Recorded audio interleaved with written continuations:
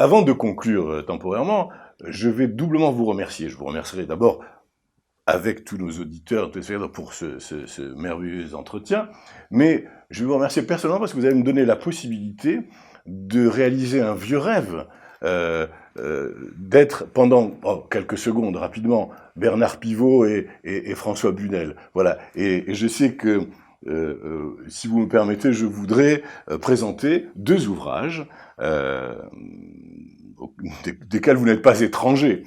Un qui s'appelle Burnout, qui est rédigé par Christina Maslar et Michael Letter. Vous avez souligné que Christina Maslar est la papesse, en de même qu'en psychanalyse on citerait Freud, ou pour la vaccination on citerait Pasteur, du burn-out, c'est elle qui a défini le burn-out. Et pourquoi je le cite? Parce que vous l'avez préfacé. Tout à fait. Voilà, je le montre à nos téléspectateurs, ça s'appelle Burnout, et préfacé par le docteur Patrick Les Arènes.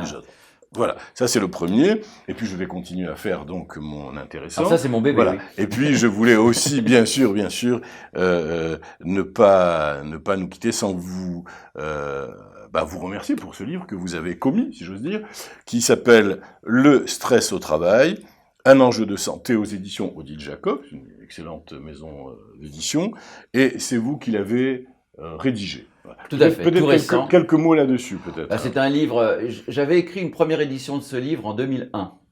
Et donc 15 ans plus tard, les choses ne sont plus les mêmes.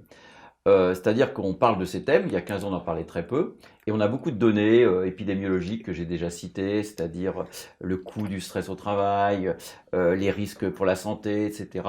Et donc il me semblait important dans le débat actuel de revenir à cette notion fondamentale du stress au travail, parce que vous savez ce qui est très intéressant, c'est que de tous les concepts dont on parle, la souffrance, le burn-out, le stress est le concept le plus scientifique, puisqu'il est étudié depuis 80 ans par des grands chercheurs, et on connaît énormément de choses sur le stress, non seulement la biologie, il y a des hormones, il y a des glandes de stress, le cerveau limbique, les connaissances dans les neurosciences, enfin on a beaucoup, c'est l'objet scientifique par excellence, et le stress explique à peu près tout ce qu'on observe de difficultés des gens au travail, dont le burn-out. Donc le stress, la connaissance du stress et de tous ses effets, pas simplement en termes de santé psychologique, par exemple le stress au travail maintenant est bien documenté comme étant un facteur majeur de risque cardiovasculaire.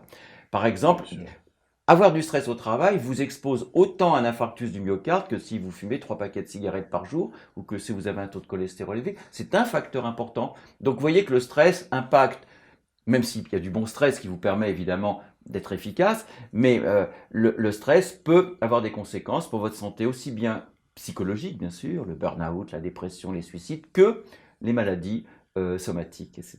Donc le stress est quelque chose d'intéressant. Et d'ailleurs, le premier rapport de l'Agence européenne de sécurité de santé au travail en 1999, qui s'appelait Le stress au travail, avait comme sous-titre, en anglais, Spice of Life or Kiss of Death, c'est-à-dire le stress au travail, le piment de la vie ou le baiser de la mort. Et on est toujours confronté avec le stress au travail, entre cet aspect positif, car quand nous n'avons pas de stress, nous ne sommes pas forcément bien, puisqu'on parle maintenant d'autres concepts comme le bore-out, c'est-à-dire l'épuisement par ennui, n'avoir aucun stimulus, aucune stimulation au boulot, c'est pas bon pour la santé. Donc il faut un certain niveau de stress, mais en même temps, le stress qui peut nous dynamiser, qui peut être un formidable moteur pour avancer dans tous les domaines de la vie dont celui du travail, peut être également un vrai danger pour votre santé. Il est temps aujourd'hui de s'en préoccuper au niveau des entreprises et de soi-même au niveau de sa propre résilience à augmenter vis-à-vis du stress.